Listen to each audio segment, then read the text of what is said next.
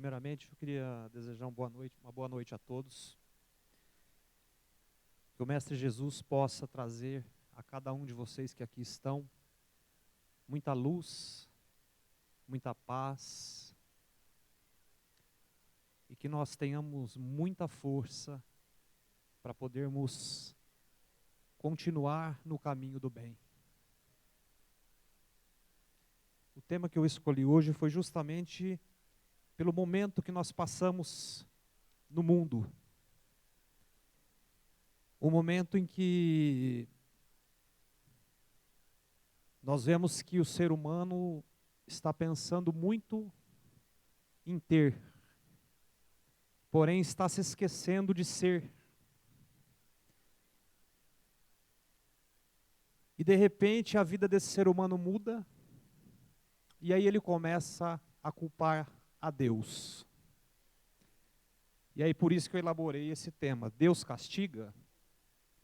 Será que algum de nós aqui presente já se fez essa pergunta? Depois de 20 anos no Espiritismo, eu me fiz essa pergunta, por incrível que pareça. Porque eram tantas contrariedades da minha vida, nada dava certo. Depois de um longo tempo, com tudo funcionando às mil maravilhas, e eu comecei a achar que Deus estava me castigando, mesmo com o conhecimento da doutrina.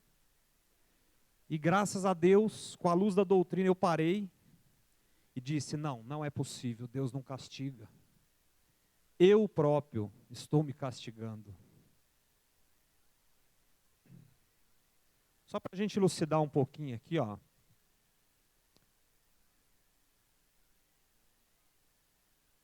Só um minutinho, por favor. Deus não faz julgamento a cada pessoa.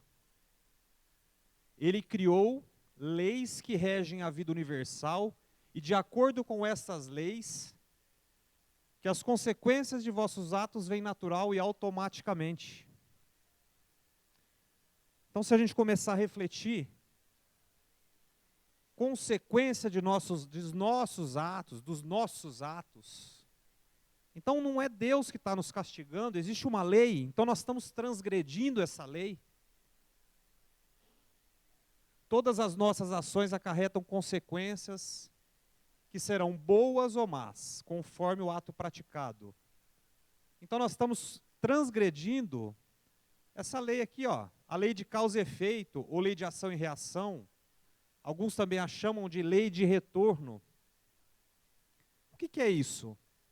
Se eu colocar uma bola de frente com essa parede, com a intensidade que eu chutar essa bola, é a intensidade que a bola vai voltar para mim. E às vezes, nós não nos damos conta que devido ao nosso orgulho, ao nosso ego, à nossa busca pela matéria, nós nos esquecemos de Deus. Nós nos esquecemos dos nossos irmãos. E pagamos um alto preço às vezes, ou muitas vezes pagamos um alto preço. E aí queremos justificar culpando a Deus. Não. Deus ele é misericordioso, Deus é perfeito, Deus é único. Mas e nós?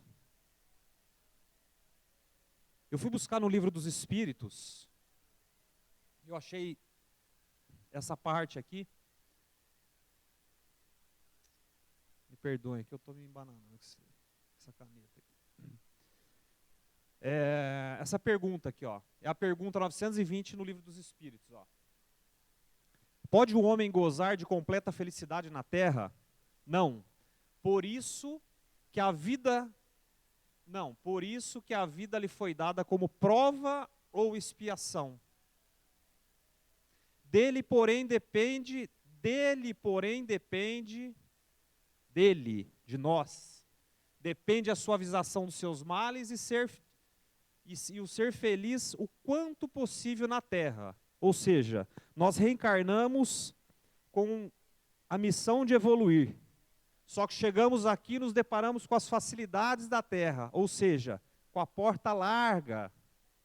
Nós temos duas portas, a estreita e a porta larga. E nós nos deparamos com a porta larga, que é a das facilidades, da tentação. E muitas vezes nós adentramos a essa porta achando que é a porta melhor. Grande erro. E quando nós estamos, que não estamos passando pelas necessidades, nós nos esquecemos de Deus, não é assim? Ou será que não? Mas quando a dificuldade chega até nós, aí nós corremos até o grupo espírita, até a casa evangélica, até a igreja. Quando, na verdade, as dificuldades chegaram até nós porque nós não tivemos uma conduta correta. Porque a nossa conduta nos levou ao sofrimento. Mas e aí? Eu chego na casa espírita, eu começo a trabalhar, eu leio o Evangelho todos os dias, eu estudo o livro dos Espíritos, eu sei o Pentateuco de cor. Só que tem um pequeno problema, e eu vou para tomar passe, e eu vou estudar e eu vou melhorar. Mas tem um problema, eu já estou tomando passe, já estou com mais de 200 passes e eu não melhoro, mas por quê? E aí acende uma luz, olha, você está indo à casa espírita, você está tomando passes, você leu todo o Pentateuco, mas você não está praticando. E aí a gente vem perguntar novamente, lá no início, Deus castiga? Ou somos nós que somos responsáveis pelos nossos infortúnios?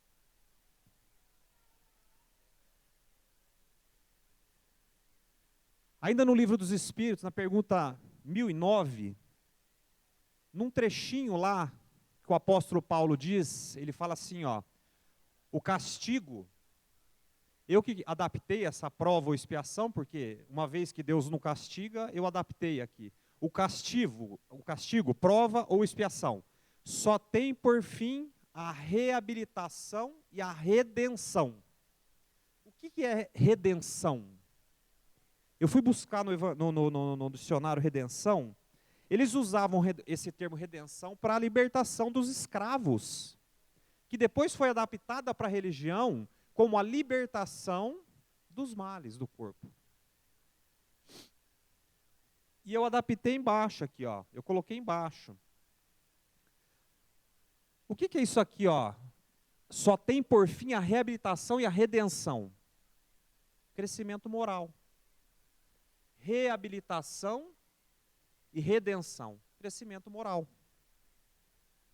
Como é que nós vamos nos libertar? Como é que nós vamos nos reabilitar? Quando nós começarmos a evoluir, quando nós começarmos a enxergar o nosso próximo como próximo. E não só aquele que está dentro da tua casa, mas aquele que está na rua, aquele que para às vezes, porque dentro da casa espírita é muito bacana chegar perto do dirigente, ou até mesmo perto de algum amigo e ser caridoso. Mas muitas vezes nós estamos na rua e alguém bate a nossa porta, dentro de um carro, e a gente não abre, de medo de ser assaltado talvez, mas às vezes ele só queria comida. Quantas vezes a gente está em alguma situação que nós poderíamos parar e ajudar e a gente não para? Será que nós estamos aplicando o Evangelho de nosso Senhor Jesus Cristo? Será que nós estamos pensando em algum momento, o que será que Jesus faria agora, nesse momento? Eu costumo dizer lá no centro que se o Cristo estivesse aqui em pé, eu estaria a quilômetros de profundidade dele. Mas se eu não começar a praticar hoje, eu jamais vou chegar perto. E é o nosso objetivo. Nosso objetivo é ser espíritos puros, chegar um dia à perfeição. Agora, se eu estaciono, se eu não estou nem aí para o meu próximo, se eu não me esforço, o que eu estou fazendo aqui na Terra? Eu vim passear? O Emmanuel tem uma frase, Vocês me perdoem que eu estou um pouco gripado. O Emmanuel tem uma frase que define muito bem o esforço que nós devemos ter. Quem assistiu o filme do Chico vai lembrar. Quando ele encontrou o Chico na beira do lago, ele dizia assim, olha, eu quero de você 3 coisas. Qual é a primeira? Disciplina. A segunda? Disciplina. E a terceira? Disciplina. Então o Emmanuel tem uma frase que diz assim, ó, a disciplina antecede a espontaneidade. Se nós nos disciplinarmos e dissermos, olha, eu vou começar a fazer, nós não vamos começar a fazer nunca. Não vamos evoluir nunca. Ah, eu estou depressivo, hoje tem sopa em tal casa, eu poderia estar ajudando, mas eu estou com uma depressão. Eu estou com uma preguiça. Gente, eu falo para mim em primeiro lugar, porque o meu ouvido é o mais próximo da minha boca.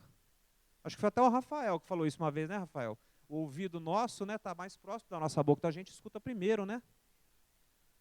Então, é interessante. Olha, o Chico tinha um remédio ótimo para depressão. Fujam do sofá. Eu coloquei aqui, ó, alguns exemplos. Eu vou falar bem rapidinho de cada um, só para a gente ver, para a gente ter uma base. Será que Deus realmente é culpado ou somos nós? Olha só. Quantas pessoas se arruinam por falta de ordem, por não ter limitado seus desejos? Quantas pessoas? Quando eu estou lá trabalhando, ganhando bem, vou lá e não me lembro que o amanhã pode ser diferente. E quando chega o amanhã, eu não tenho dinheiro. Eu não tenho mais carro. E aí eu culpo a quem? A Deus. Deus não está olhando para mim. Eu me coloco numa situação de coitado, quando na verdade fui eu que causei isso aqui. Fui justamente eu. Me perdoem, de novo errei aqui. Quando justamente eu errei. Olha essa daqui, que interessante. Quantas uniões infelizes, fruto do interesse ou da vaidade, nas quais o sentimento verdadeiro não teve importância alguma. Eu vou lá e caso com uma moça muito rica, ou o rapaz casa com a menina casa com um rapaz muito rico, ou com alguém muito famoso, mas não tem interesse. O coração não fez parte disso aqui, ó, dessa união. O coração não fez parte, o sentimento verdadeiro não teve importância alguma. E aí, a pessoa está maravilhosamente bem, bens materiais, só que ela olha para o marido, ela está vendo o Shrek lá, ela não quer nem chegar perto. E aí começam as discussões. Aí passa um rapazinho bonitinho, mas ele é pobre. E ela olha e o marido percebe e começam as discussões. Será que isso aí acontece ou não? Será que nós já vimos isso aí em algum lugar ou não? Porque nós estamos vivendo um período agora em que o povo, em que o ser humano está se preocupando tanto com a matéria, seja ela dinheiro, seja ela com o corpo físico, mas estão se preocupando tão pouco com o espírito, e depois vem reclamar e dizer, oh meu Deus, por que está acontecendo isso comigo? Gente, olhem para dentro de cada um de si, e vejam o porquê. Quantas enfermidades resultam da falta de moderação e dos excessos de toda ordem? Quantas enfermidades? Será que alguém aqui fuma? Será que alguém aqui bebe? Será que alguém aqui come demais? Será que eu tomo refrigerante demais? Aí Deus nos dá um corpo físico para que nós possamos vir para a terra para evoluir. E a gente comete excessos e abusos de todas as formas. Desencarnamos aí 10 anos antes. E a culpa é de Deus.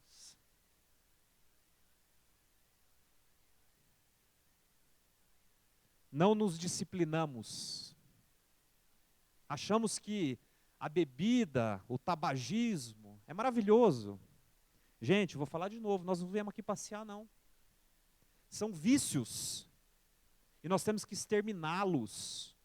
Ah, Márcio, mas você está sendo muito radical. Então continuem. A nossa evolução ela é proporcional à nossa vontade, à nossa determinação. Eu tenho que sair de um ponto e chegar a outro. O tempo que eu vou levar, cada um que escolhe. Por último, aqui a última questão aqui. Quantos pais tornam-se infelizes por causa de seus filhos, por não terem combatido as más tendências desde a infância? Gente, nós estamos cansados de ver o quanto há usuários de drogas, de entorpecentes. O quanto há crianças, eu digo crianças porque hoje eu tenho 43 anos, e quando eu tinha 20, 25, eu achava que eu era já um homem. Não. Eu acho que ainda sou uma criança. O homem é aquela pessoa que vai amadurecendo espiritualmente, porque nós vemos criança de 60 anos ainda. Aí a gente pega essa questão aqui, ó, e eu vejo pais que largam seus filhos com 15, 16 anos a bel prazer, soltos para o mundo. E quando lá na frente esses filhos caem, aí os pais choram. E ainda se esquecem que eles são responsáveis pelo que aconteceu com seus filhos e que vão ser cobrados perante a justiça divina. E eu tenho amigos que pegam os filhos, levam, busca com 22 anos de idade. Isso sim é um pai. Esse espírito que reencarnou sobre a nossa guarda é de inteira responsabilidade nossa. Nós temos que ter consciência, gente. O mundo pode se perder, mas nós não. Cabe a cada um de nós começar essa reforma íntima o quanto antes. Ou nós vamos esperar chegar aos 90 anos, 80, 70, para poder começar a pensar assim? Não. A vida não é uma brincadeira, não. Eu já estou quase acabando, tá, velho? Falta pouquinho aqui. E aí a notícia boa, ó, eu vou voltar aqui. Até agora, nós falamos, nós viemos mostrar, expor, se essa pergunta que nos aflige, que fica na nossa cabeça, na maioria das vezes, Deus está me castigando. Não, Deus não castiga. Nós já vimos isso. Aqui nós demos alguns exemplos que somos nós próprios, que estamos criando essas situações. Nós estamos sofrendo as faltas que nós mesmos, tanto faz, ou você está sofrendo por uma falta que você está criando agora, ou por uma falta que você criou lá atrás, você vai estar espiando algo, mas não é Deus, seja agora ou em outra vida, os culpados somos nós. Culpar Deus, me desculpe o termo, mas é pura hipocrisia. Deus não castiga ninguém, pelo contrário, Ele nos ama.